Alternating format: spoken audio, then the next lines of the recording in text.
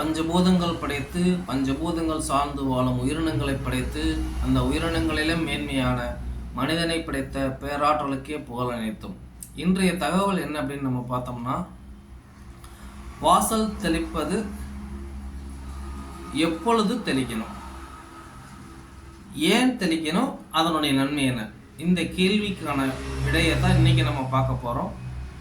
முதல் கேள்வி, எப்பொழுது தெளிக்க வேண்டும் அப்படின்னு நம்ம பார்த்தோம்னா, சூரிய உதயத்திற்கு முன்பும் சூரியன் மறைவதற்கு முன்பும், சூரியன் உதயத்திற்கு முன்பும் மறைவதற்கு முன்பும் நம்ம வாசல் தெளிக்கணும்.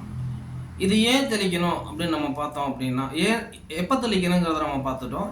ஏன் தெளிக்கணும், அதனுடைய நன்மைகள் என்ன அப்படின்னு நம்ம பார்த்தோம்னா, ஏன் நம்ம வாசல்ங்கிறது ரோடு சார்ந்து சாலை சார்ந்து தான் இப்போ இருக்குது.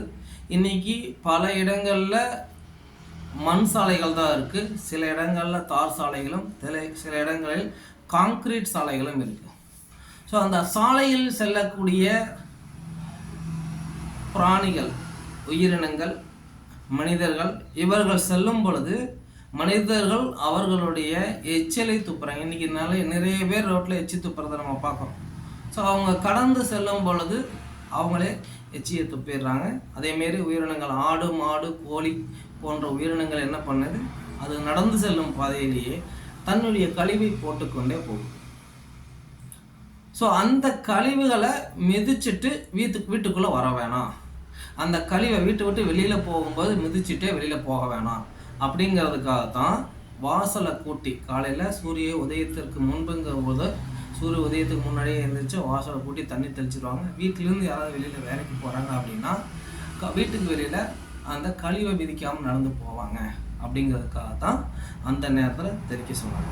அதேமாரி தான் மாலை வேலையை முடிச்சுட்டு வீட்டுக்கு வரும்பொழுது அந்த கழிவு மிதிச்சுட்டு வீட்டுக்குள்ளே வர வேணாம் அப்படிங்கிறதுக்காகத்தான் அது கொண்டு வந்தாங்க. இதனுடைய நன்மைகள் என்ன அப்படின்னு நம்ம பார்த்தோம் அப்படின்னா, வாசல் தெளிப்பதன் மூலமாக நம்ம வீட்டை சுற்றி இருக்கக்கூடிய மண்கள் அல்லது தார் சாலைகள் குளுமைப்படுத்தப்படுகிறது. ஸோ இந்த குளுமைப்படுத்துவது அப்படிங்கிறது, நீர் அப்படிங்கிறது நிலத்தை குளுமைப்படுத்த நம்ம வீட்டின் அருகில் உள்ள நீர்த்தேக்கங்கள், நிலத்தடி நீர்த்தேக்கங்கள் தானாக குளுமையடைகிறது. ஸோ என்ன, ஒரு பக்கெட் தண்ணி தெளிக்கிறதுனால நமக்கு நிலத்தடி நீர் குளுமையாகிறதா அப்படின்னு நம்ம பார்த்தோம் அப்படின்னா, அது ரெகுலராக செய்யும்போது அந்த நிலம் குளுமையடையும், நிலத்தடி நீர் குறைவதை குறைக்க முடியும்.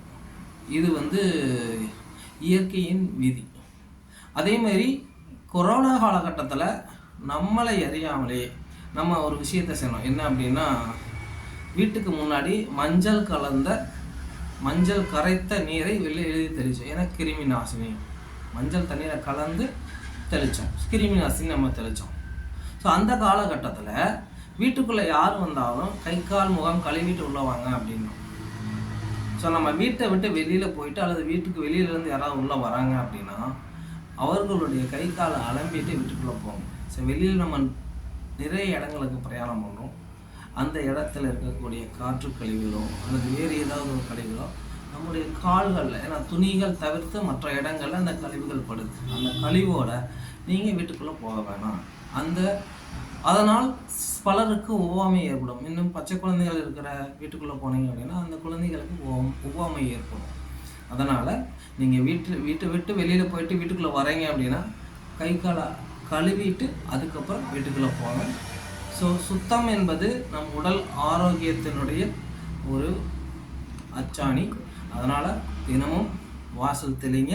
வீட்டுக்குள்ளே உள்ளே போகிறது, வெளியில் போயிட்டு வீட்டுக்குள்ளே உள்ளே போகிறதுக்கு முன்னாடி கை காலை கழுவிட்டு அதுக்கப்புறம் வீட்டுக்குள்ளே போகணும். ஸோ ஆரோக்கியமாக வாழுங்கள், சுத்தமாக வாழுங்கள், ஆரோக்கியமாக வாழுங்கள். இந்த வாய்ப்பை கொடுத்த இறைவனுக்கு நன்றி. வாழ்க வளமுடன்.